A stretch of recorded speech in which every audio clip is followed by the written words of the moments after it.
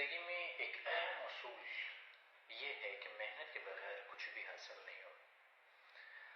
کسی بھی بلڈنگ یا کسی بھی میٹیریل کو دیکھیں، جس کے اوپر کوئی شخص محنت کرتا ہے اس کو اس کا محنت کا پھل مل جاتا ہے.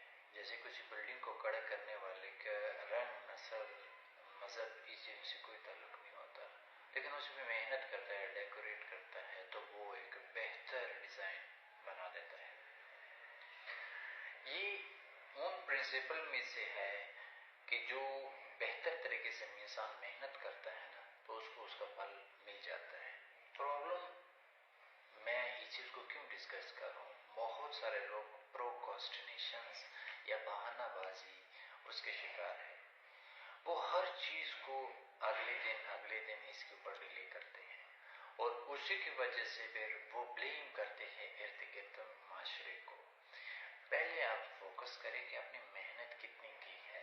اگر آپ کی ایج 30 ایئر ہے تو 30 ایئر میں آپ نے کتنی محنت کی ہے. اگر آپ کے پاس 24 گھنٹے ہیں تو 24 گھنٹے کو آپ ذرا آبزرو کریں کہ 24 گھنٹے میں آپ نے کہاں 24 گھنٹے گزارے. اگر 7 دن آپ ہے تو 7 دن میں آپ نے کیا کیا.